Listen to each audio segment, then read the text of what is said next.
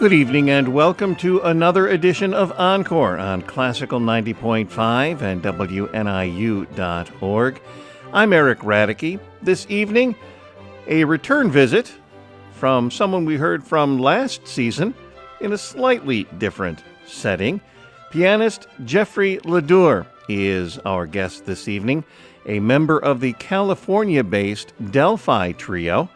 The Delphi Trio was on Encore last year with the world premiere recording of William Balcom's Piano Trio. We were very happy to bring you that broadcast world premiere. And Jeffrey, an Illinois native, was back in the area promoting a wonderful new compact disc. We'll be listening to portions of that CD and some recordings we made live here on the campus of Northern Illinois University as well. It all began with a conversation. Let's have Jeffrey give a little bit of an introduction as to who he is and his influences, and we'll listen to Jeffrey perform at the piano as well. Thanks so much for tuning in to this evening's Encore. And as I mentioned, I simply asked Jeff to introduce himself. I grew up in St. Charles, Illinois, so I have very fond memories of attending concerts at NIU, as well as, of course, all the cultural richness in Chicago, so I feel a huge debt of gratitude to this area. And in addition to my work with the trio, I've developed a solo career that is keeping me pretty busy, in part because the 2018 season is the centennial of Claude Debussy's death, and my connection to his music and French music in general compelled me to put together a very large-scale, multi-season project in which all of his solo piano music is represented in the context of his inspirations and influences. You've just released a CD. Actually, by the time we air this, it will be a few months since you officially released. Tell me about the recording process for this solo recording and a little bit about the pieces that are included.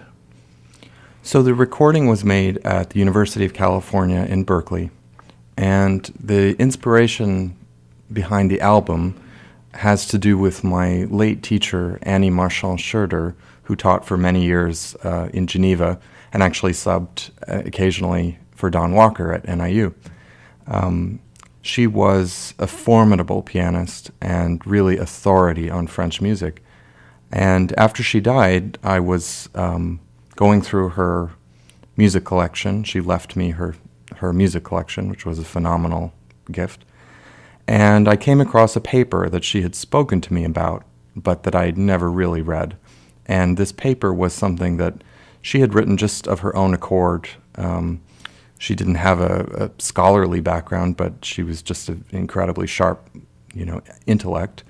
And she was practicing both the Rameau A minor Gavotte and Debussy's Second Book of Preludes. And the second to last of the Debussy Preludes from Book 2, the alternating thirds, has always been enigmatic. All the great Debussy scholars have puzzled over, is it a sketch for an etude? Is it a joke? What is it? It's this little perpetual motion kind of thing. And so Annie was practicing these two pieces at the same time, and she said, oh my God, this is the same piece of music. And sure enough, Debussy quotes the Rameau theme, basically an augmentation form. So once a measure, you get a note from the theme. And what's particularly amazing, not only does he replicate the theme, but he disguises it in these alternating thirds, which is the fourth variation in the Rameau. And the Rameau theme itself is rooted in older French chansons. So what you have in this tiny 2.5-minute prelude is actually symbolic of the continuity of centuries of French music and the pride in that tradition, and presented in the most concise and quintessentially French form. Well, let's listen to the alternating thirds, the 11th of 12 preludes from the Book 2 of Preludes, Claude Debussy's music from a brand new compact disc that Jeff LaDeur has released on the MSR Classics label. continuing this evening's Encore.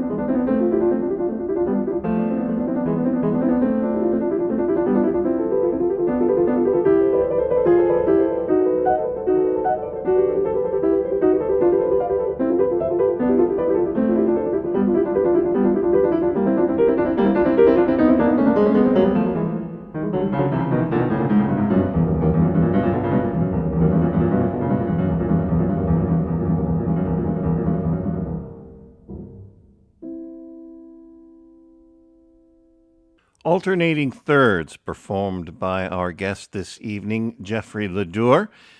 It was the 11th of 12 preludes from the Book 2 of Preludes by Claude Debussy, from a brand new compact disc that Jeff has released that includes music of Claude Debussy, of course, and of Jean-Philippe Rameau.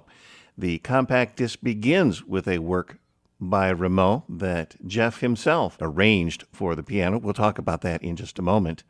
But it also included the Image Book 1 of Debussy, and he found interesting connections between the opening Rameau work and the Image Book 1. Here's Jeff LaDeur explaining that connection. The opening of the album is an aria from Castor and Pollux, Tristes Apprets, which is a very special piece. It was one of the few pieces that survived after Rameau's death all the way through the 20th century. His operas were revived in the early 1900s, but this aria, it's actually a lament, but it's in a major key. And Rameau himself recognized that it was extraordinary, and he writes about it and says that there's a sadness, a special sadness in the subdominant, the falling from the tonic to the subdominant. And Debussy, when he saw Castor and Pollux, the first two acts, anyway, he saw performed in Paris in 1903, he singles this out in a review that he wrote, and he said, "This is one of the most beautiful utterances ever to come from a loving heart." And so I got thinking about that because Annie's paper had discovered this profound connection to Rameau in a tiny prelude. What was the connection to Image 1, where he explicitly calls the second movement Hommage à Rameau? There's got to be more to that story, right? So there was something about the aria that stuck with me. First, that he cited it in a review, but then also the sound of it, the atmosphere of it, the intervals of it. And I started looking at that and the way it was put together. I figured out that basically Debussy found in this aria not only a pitch cell that he used to compose all of Image 1, which otherwise the pieces don't seem to have much to do with each other. He also figured out that he could spell Rameau's name in 3 notes. And this is really a magic trick because the Hommage à Rameau begins with 3 unison pitches, D sharp, G sharp, F sharp. How in the world does that spell Rameau? Well, if you think enharmonically, which is to say if you turn those sharps to flats, you have E, A, and G represents U in the French musical alphabet. And when you think of the first note being what is a D sharp or E flat, you could say it's either re or mi in solfege. So you have re or mi and then AU, Rameau in 3 notes. And it's not just a clever trick because it actually changes the way you think about the music. And it's with this understanding that my interpretation was informed by this, because the first piece is called Reflets dans l'eau. It's always been translated as reflections in the water, which it certainly is that. That's a very valid interpretation. But actually, it's reflections in the letters E, A, U. So if you listen to the opening of Hommage, you hear ta-dee-dum. And reflections becomes ta-da-dum. And here's the crazy thing for those of you playing the home game. If you take the music and turn it upside down, and I mean literally just turn the book upside down, you'll see that those first 3 notes of the Hommage to Rameau are perfectly represented in reflections. So it's not only reflections in the water and, Monet water lilies, it's also this incredible and subtle tribute to the older composer and how integrated his music was into Debussy's style. Here is Jeff LaDeur performing from his compact disc titled The Unbroken Line, The Reflections in the Water.